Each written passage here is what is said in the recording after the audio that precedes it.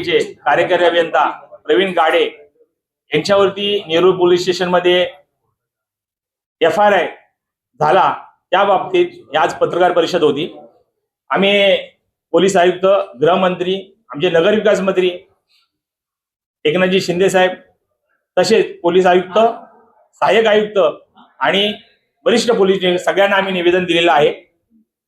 2 दिवसापूर्वी सहाय्यक आयुक्त भुजबळ साहेब यांनाही भेटलो, त्यांच्याही चर्चा झाली। त्यांनाही सांगितलं, साहेब आपण चुकीच्या पद्धतीने FIR मध्ये गाडे यांचं नाव लिहिलेलं आहे, आपण गाडे हे नाव आणलं कुठून?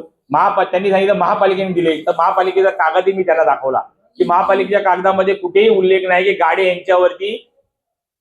यांच्यावरती गुन्हा दाखल करा म्हणून, कुठेही नाहीये। आम्ही कळवतो, अहवाल करून आम्ही तुम्हाला कळवतो असं दिले, पण तरी पण पोलिसांनी का यांचं नाव घेतलं, राजकीय दबावापोटी घेतलं का, याविषयी ही पत्रकार परिषदेतून याविषयी आम्ही पोलीस आयुक्तांना तक्रारी केली की बाबा ज्यांनी गाडे यांचं नाव टाकलं तर संबंधित पोलीस स्टेशनचे अधिकारी यांच्यावर कारवाई करा आणि 2 ते 5 दिवसात भुजबळ साहेबांनी सांगितलं आम्ही यांचं नाव वगळण्यासाठी आम्ही प्रयत्न करू।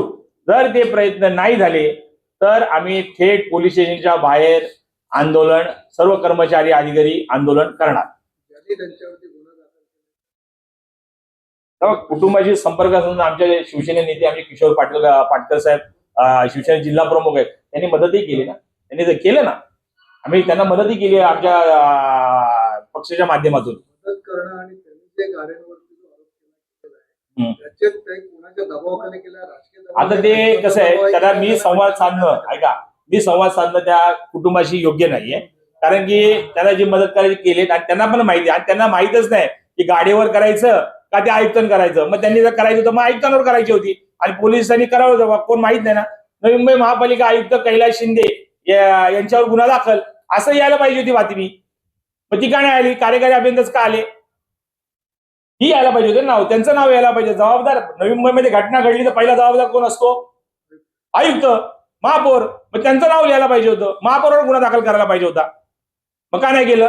संबंधित महापौर, प्रथम नागरिक महापौर जबाबदार, प्रथम नागरिक आयुक्त जबाबदार, त्यांच्यावर करायला पाहिजे होता, मग कार्यकारी अभियंता गाडीवरच का? या संदर्भात आम्ही पोलिसांनी निवेदन खुलासा मागितलेला आहे आणि नाही जर केलं तर आम्ही तीव्र आंदोलन आम्ही संघटनेच्या माध्यमातून करणार आहोत।